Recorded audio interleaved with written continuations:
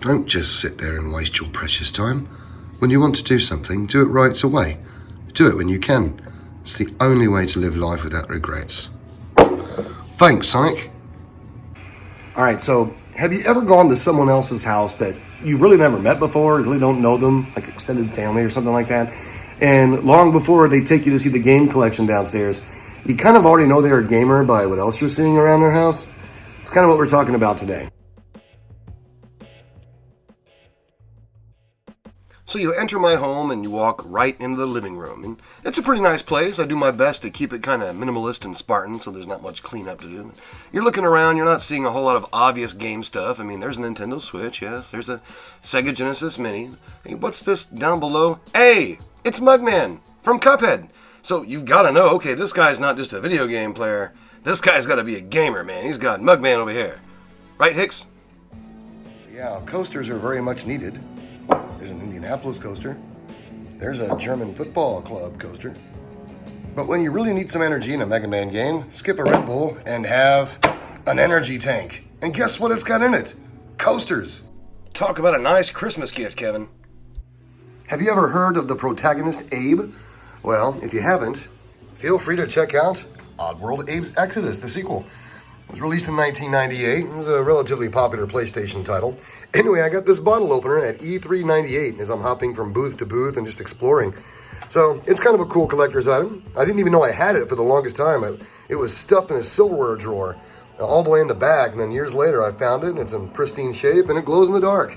So hey, I'd call that a winning souvenir, yeah? Speaking of E398, yes, I still have the exhibits only badge.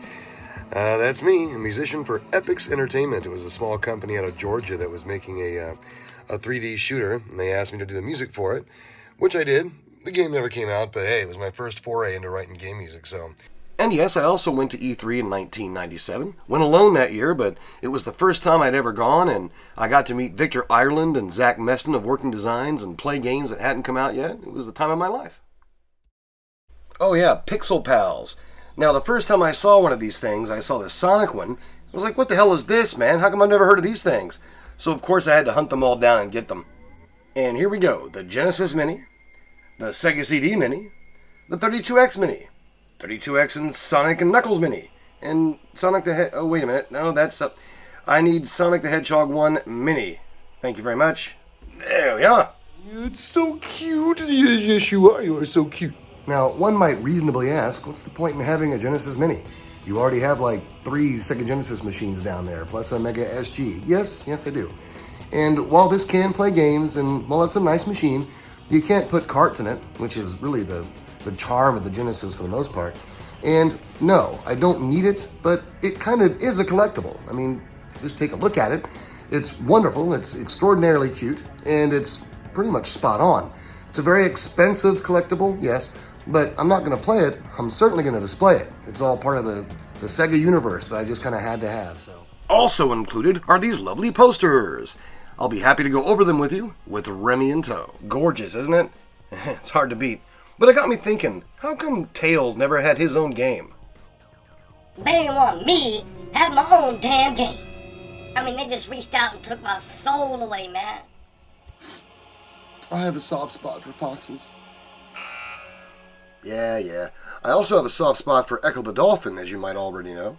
Now, Ecco on the Dreamcast, one of the best titles on the console, so that poster was bought from Australia by the lovely lady, of course. And she was in this big habit of buying me posters. Hey, what kind of a poster do you want?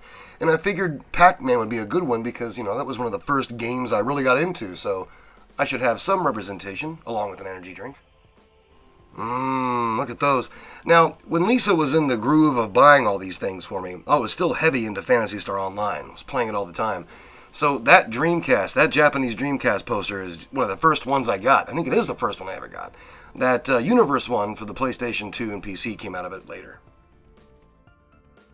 And Bomberman is another character that I asked for specifically. I mean, Saturn Bomberman, which my friends and I were really into, is excruciatingly good. So I had to have a poster of some sort to represent my love for the character. Now, I'm a huge fan of the Shining series, especially the earlier entries. Now, this one wasn't regarded very well. So what? The poster is beautiful, and it gives me a great opportunity to tell people that Magic Knight Rayearth, well, sucks. What does not suck is Panzer Dragoon. That poster is an absolute masterpiece. Plus, it gives me an opportunity to tell you about Panzer Dragoon 2 in another video. A lot of folks wonder why I have this poster, and the main reason is because, well, in my PC role-playing game days, Wizardry was the first series I went to. 6, 7, and 8 were exemplary, and I wanted to make sure I had a poster to represent the series. This one is probably the coolest poster that I own, and I really don't need to say anything, just, yeah. And while we're on the subject of role-playing games, I have to have a poster for what is arguably one of the best produced role-playing games Sega ever released. What? What do you want? Oh, I get it.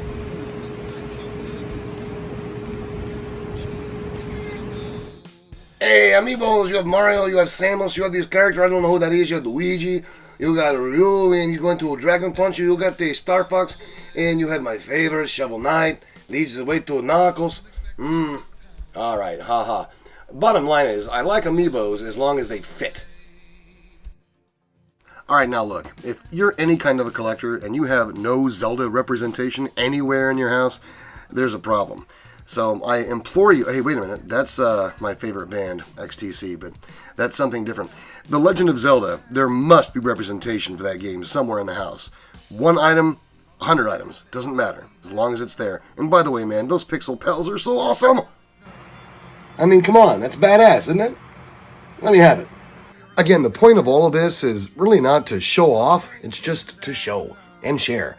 So I hope maybe you have some similar things or better things, and if you have nothing at all, then keep collecting. Yeah.